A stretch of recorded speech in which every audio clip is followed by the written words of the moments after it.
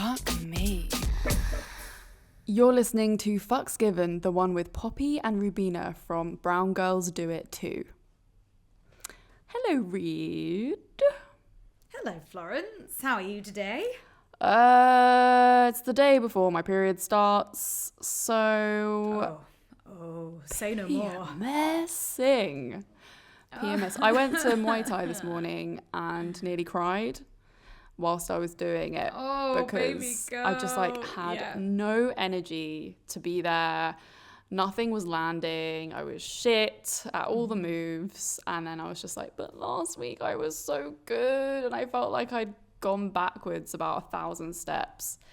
That awful feeling of like you're literally trudging through quicksand and just everything hurts and is tiring and unenjoyable. Fuck, I hate that so much. It's nasty. Plus we've got and we've festival also blues. Sorry, Snap. Yeah, I was just about to say, Snap. We've just come back from We Out Here festival, which was this amazing weekend festival, which we had a talk at, and it went so well. We were honestly so overwhelmed with how many people came up to us like throughout the whole festival, but also joined us for the talk at 12:30 p.m. on a Sunday. How on earth were people up after the Saturday night at that time?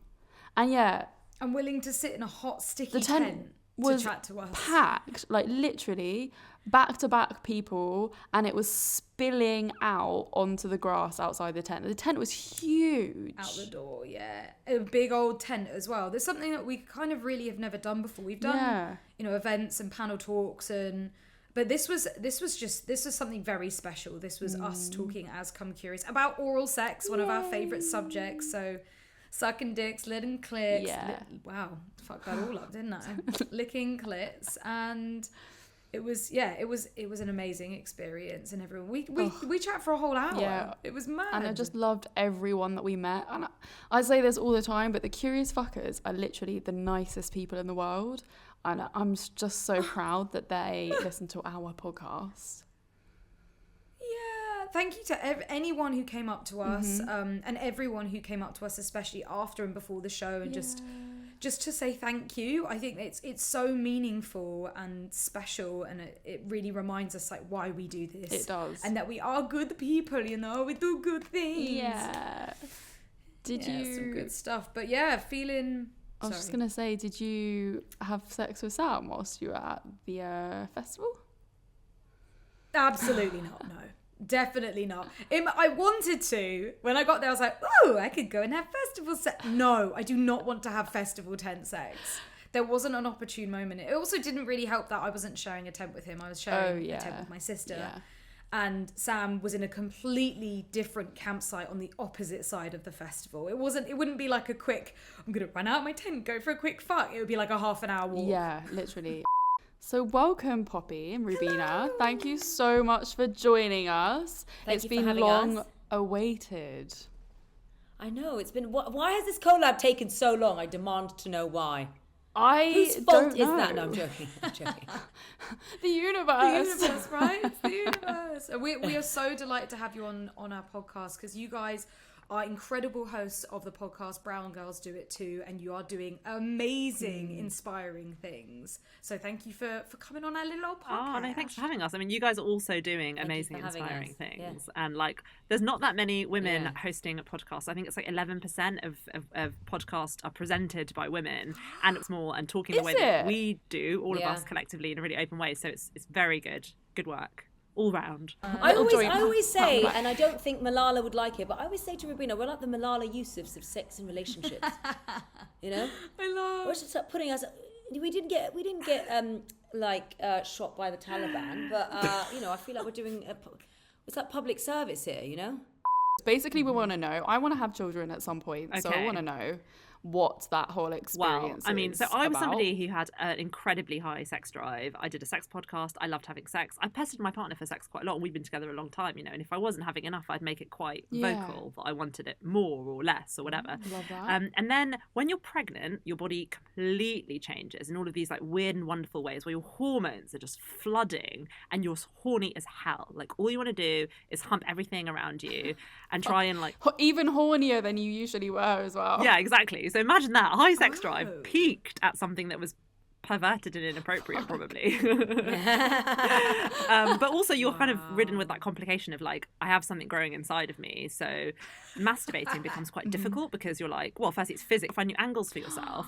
Watching porn also became a little bit more problematic than it was before because you're like, is somebody else listening to me? Because porn is a very private thing that I do. Now there's like somebody that I have to consider that's in the room. And then you have the baby. Have the baby and it like depends on how you have it. I had a vaginal birth where I had a second degree tear.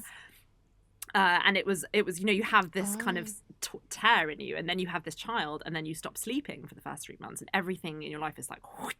And so this person that I was, where I'd be like into sex, talking about sex, literally I was like, I did not, you start like, I'm actually just like regaining my confidence with my body and masturbation again. And I'm being like, oh God, yeah, I remember this was good.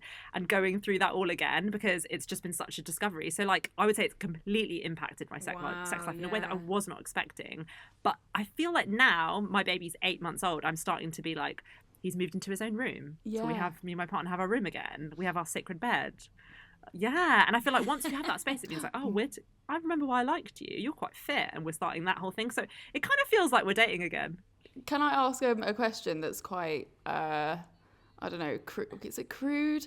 I don't know if it's like a TMI, but basically, what does it feel like to have a penis enter you after you've given birth out of your vagina? It's also during. Yeah, as well, when I don't think it feels pregnant. different. I honestly, like when you're pregnant, it just feels like it's. Oh really? It feels like there's just more between you. So physically having sex feels like harder. And you're like, to be honest, it's all about how like self-conscious you feel about it. Because you're like, oh, sex for me is about wild abandon. It's about letting go. And a good sex is when you're both just like fucking in it and you don't care and nothing else matters and your heads are right with each other. Just whose tongue is where and whose hand is where. And that's all you're thinking about in the moment. When you're pregnant, it's very hard to just think about yourself all the time. And when you have a baby, it gets even harder, right? So sex actually becomes more difficult psychologically because you're like, I can't just let go because I'm worried. I've got to wait to hear if my baby's crying in the next room. And I feel like that thing of like wild abandon will never come back with me again. Not until my kid is at university and then I'll be having great sex in my 60s or whatever. Poppy, you're in a completely different situation. Oh my God, yeah, we couldn't Recently, be in two different places, yeah. Yeah, wow. So please. Yeah, totally. I mean, what's going on with your sex life? What's happening? It's pretty active. I'm not gonna lie. So Rubina is a mum and has been a mum to her beautiful baby for 8 months. And I've decided actually that I don't want to be a mum, so I became an egg donor. Amazing. There's so few, there's so few egg donors. Asian and black women do not donate their egg. There are not that many, so I've decided to become an egg donor. And then I broke up with my partner of a decade, about 6 months, 9 months in December basically. And then hit the dating apps pretty hard. It's funny you talked about it. You mentioned it today because I basically zhuzhed up my iPhone and put all my dating apps, of which there are, I think, about 8 in one folder. So I was being really... 8? Yeah, well, actually... 8 dating apps? Well, actually, wait, you need to read out all of these 8, because I think I know about 4 on the... Yeah, please tell us. Sure.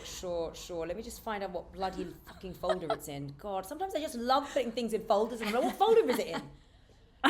You're going to need to find that one. Yeah, okay. That's quite an important Hinge, folder. Raya, Thursday, Tinder, Bumble, Field, Pure, Badoo, The Source, Victoria, Inner Circle, and Muzmatch for lols.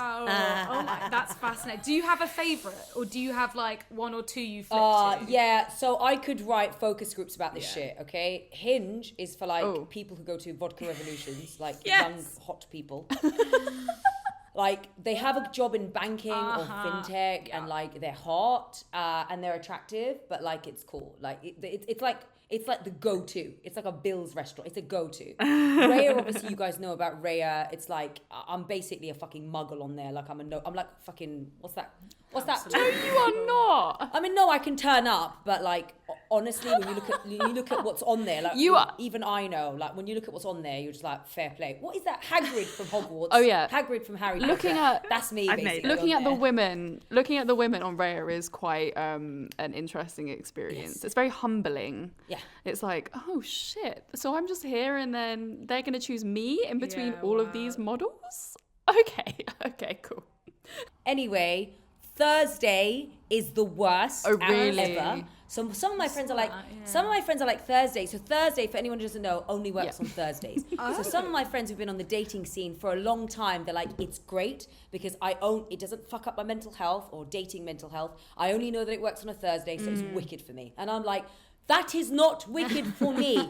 I need that shit all the time. When I'm bored, when I need to wank and I can't be arsed and I just look at it. I need it. I need access 24/7. I want it to be unhealthy levels of access. So it's pointless. So I'm just like, get rid of that. Tinder is an elephant graveyard of a dating app. Like no one goes on Tinder. I don't know anyone on Tinder. It's fucking I met my disgusting. partner on Tinder, but that was 7 years ago. Do you know what I mean? Like that's when it was. That's when it was cool. That's when it was like shit was happening. But Tinder when it was cool. Tinder came up in 2012, and I just hooked up with my ex-partner. Like Tinder was amazing and seminal and a game changer back in the day. Now it's like that fucking pervert uncle that you know has done something dodgy. Well, hello there, YouTubers. Hi. Hey, curious fuckers watching us on YouTube. Just to give you a word of caution, this episode has been edited for YouTube safety purposes. It's basically like the safe for work version. Lame. So if you want the explicit stuff, you better go back to your podcast apps, Apple, Spotify, and go listen to us there for the full episode. Yes, you won't be disappointed. And then just come back here to watch us. Woo! Oh, wait, that's too much. Gonna have to blur that out for YouTube. Shit!